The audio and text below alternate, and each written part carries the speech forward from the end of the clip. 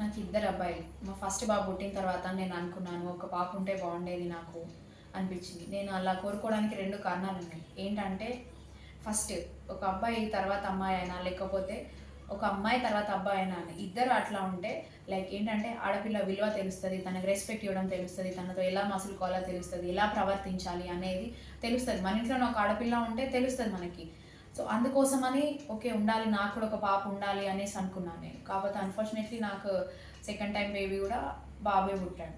So ఇంకో reason ఏంటి నేను పాప కావాలనుకోవడానికి అంటే, రాఖీ వచ్చినప్పుడు నా కొడుకు కూడా ఉండాలి కదా, రాఖీ కట్టడానికి సిస్టర్స్ ఎవరైనా ఉండాలి కదా వాడికి కూడా. సో ఆ బాండింగ్ కూడా వాడికి తెలియాలి కదా అనేసి అనుకున్నా. కాకపోతే ఇప్పుడు అనిపిస్తుంది నిజంగా అసలు ఆడపిల్ల నాకు పుట్టకపోవడమే మంచిదైంది. ఇప్పుడు ప్రస్తుతం సమాజంలో ఉన్న పరిస్థితులను మనం కనుక చూసుకుంటే అసలు ఆడపిల్లలు ఇప్పుడు లేకపోవడమే నయం అనిపిస్తుంది.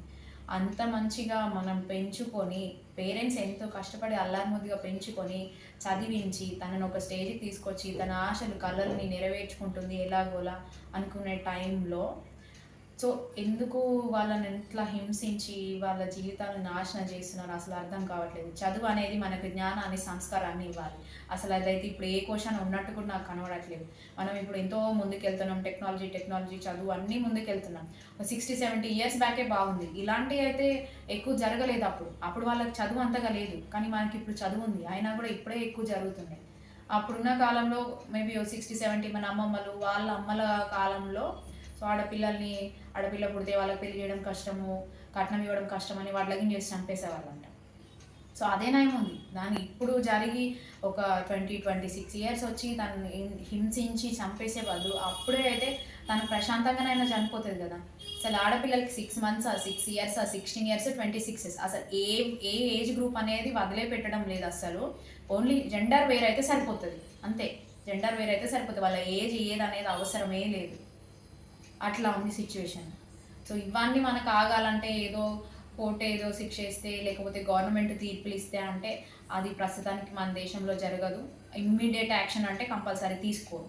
సో దానికి మనం ఆపాలి అంటే ప్రస్తుతం అయితే ఏం చేయలేవు. కానీ కొన్ని ఇయర్స్ తర్వాత మాత్రం ఏదన్నా మార్పు రావాలి అంటే ఇప్పటి నుంచి స్టార్ట్ చేయాలి. ఏం స్టార్ట్ చేయాలి?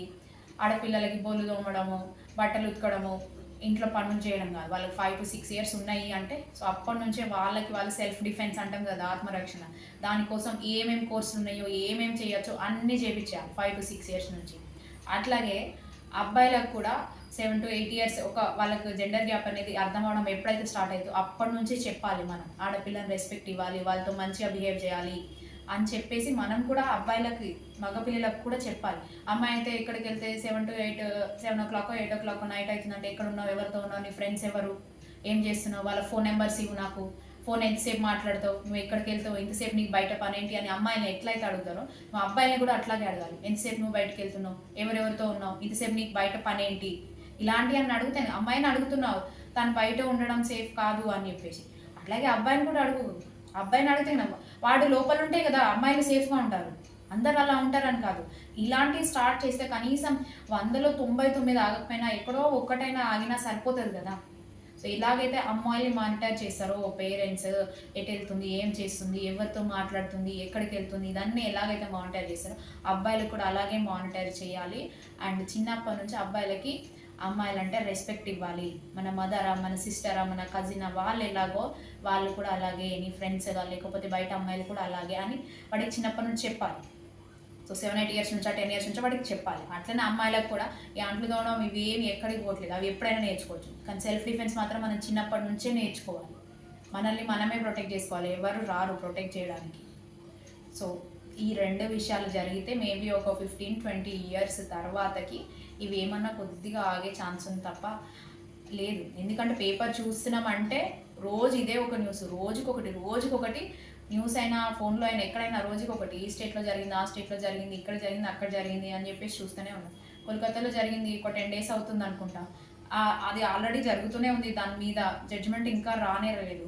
సో ఆల్రెడీ మళ్ళీ రీసెంట్గా అస్సాంలో జరిగింది. సో ఇది ఆగడం అనేది లేదు. సో ఆగాలంటే ఇప్పుడు చిన్న పిల్లలు ఎవరున్నారో సో వాళ్ళకి అబ్బాయిల పేరెంట్స్ చెప్పాలి, మోరల్ వాల్యూస్ చెప్పాలి. అమ్మాయిల పేరెంట్స్ ఎవరైతే ఉన్నారో, అమ్మాయి కాదు బాలిక, గర్ల్, సో తనకి సెల్ఫ్ డిఫెన్స్ నేర్పించాలి. బయట జాయిన్ చేసా ఎక్కడన్నా సెల్ఫ్ డిఫెన్స్ అనేది కోచింగ్ అనేది మనం ఇప్పించాలి. ఇవి రెండు జరిగితే ఒక 15 ఇయర్స్ 20 ఇయర్స్ అప్పటికి 100 మెంబర్స్లో కనీసం 99 మెంబర్స్ మారకపోయినా 99 ఇన్సిడెంట్స్ జరిగిన ఒక్క ఇన్సిడెంట్ అన్న జరగకుండా ఉంటుంది. సో దీనిపైన మీ ఒపీనియన్ ఏంటి నాకు కామెంట్ చేయండి.